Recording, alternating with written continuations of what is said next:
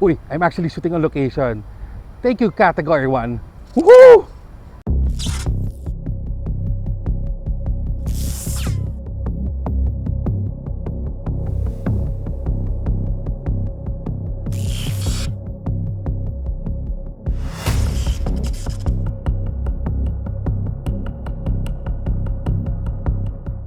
Hello and welcome to Manila Dark, the show where we look at Manila through a darker lens. My name is Benjamin Canapi.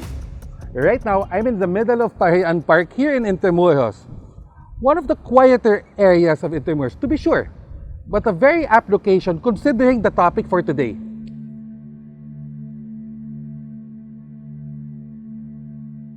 Considering what happened to Intramuros during the Battle of Manila, it should come as no surprise that Intramuros itself was a major mass grave after the battle was over.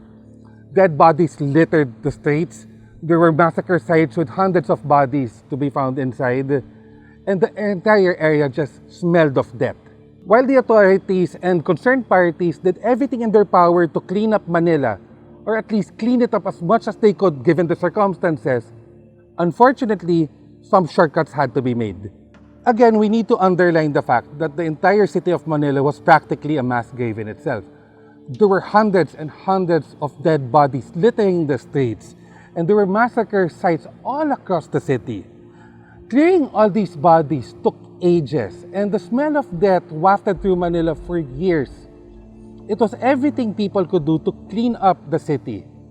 And again, shortcuts had to be made. Given the amount of carnage that Intramuros suffered at the hands of the Japanese, it should come as no surprise that there are so many mass graves and massacre sites within the walled city. From the ruins of Santo Domingo to the ruins of the Palacio de Gobernador. And Fort Santiago had quite a few, and even the San Agustin Church was a massacre site in itself. But perhaps the most famous massacre site is the one that recently just reopened to the public, the dungeons of Fort Santiago. When the Americans retook Fort Santiago from the Japanese, they found a number of mass graves within the structure. Of all the mass graves they found though, none was more chilling than the 600 bodies they found inside the dungeon. And unlike the other mass graves, these bodies don't look like they were burned or they were harmed in any way. It really looks like the 600 souls were starved to death. The bodies were then exhumed and relocated right beside the dungeon to where the White Cross inside Fort Santiago can now be located. Eventually, the bodies were moved to a proper cemetery. One of the stories I tell in my One Night in Intramuros tour is about a well that they found in the area, which is now the Plaza San Luis complex. According to an article in the Gataka de Intramuros, a well was found by workers clearing out the area to build the future Plaza San Luis complex. Inside that sealed well, allegedly, were 27 skeletons. So it was a mass grave that was found around 1979. In the interest of transparency, we tried to look for official sources to back up the story that we had from the archives. Unfortunately, all the official records do not point to an actual mass grave found within the area of the Plaza San Luis complex. So due to the absence of official documentation regarding the mass graves in Plaza San Luis, we cannot verify whether that story we had in the archives a long time ago is true or not. However, the following story I'm going to tell is backed up by official documentation and pictures. It has to do with the mass graves that they found in this area.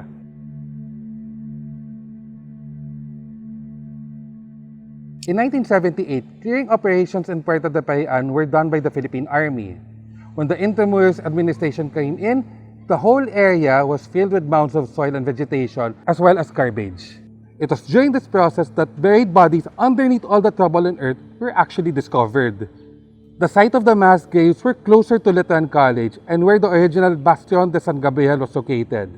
The Japanese Imperial Army had a garrison in this area. So where were the mass graves of Intramuros actually located? Well, I'll try to show you as much as I could. Okay, so if you're listening, okay, so this slightly closed off area of Parian, there used to be a number of beer gardens just outside the gate. This one's the You can see that. You see those structures over there, the former beer gardens? That's where the mass graves were. 3 of them at least. As for the 4th mass grave, this was where it was located. The mass graves were pits dug up to hastily cover the bodies to prevent the spread of disease. There were 4 pits in total excavated. The largest contained skeletal remains of Japanese soldiers. The others were for civilians caught in the crossfire during the Battle of Manila. Judging from the skulls, at least 123 bodies were recovered. The first grave contained Japanese soldiers, or around 40 skulls, with grenades and bayonets, buttons, shoes, and helmets. The second mass grave had 27 skulls and skeletal remains. The third mass grave had 24 skulls and skeletal remains. And the fourth mass grave had 32 skulls and skeletal remains. The civilians were placed in a niche encased with glass located in the Bastion San Miguel in Fort Santiago, which was converted into a chapel. The bones were eventually moved to another cemetery afterwards. As for the Japanese remains, they were taken by Mr. Kazuaki Hontao, head of the Japanese government mission of the Ministry of Health Welfare in Tokyo. The bones were to be interred in the cemetery for unknown soldiers in Tokyo, Japan. After all has been said and done, the burning question is, have they found all the mass graves in Intramuros? I somehow doubt it. As recently as the early 2000s, they found skeletal remains and other antiques inside the Colegio de San Juan de Letran. We also need to take into consideration that Intramuros was opened up for businesses after the Battle of Manila because nobody else wanted to move back here. So they opened up Intramuros for business. And so all these private businesses came in and built their structures without the proper due diligence. So think about it.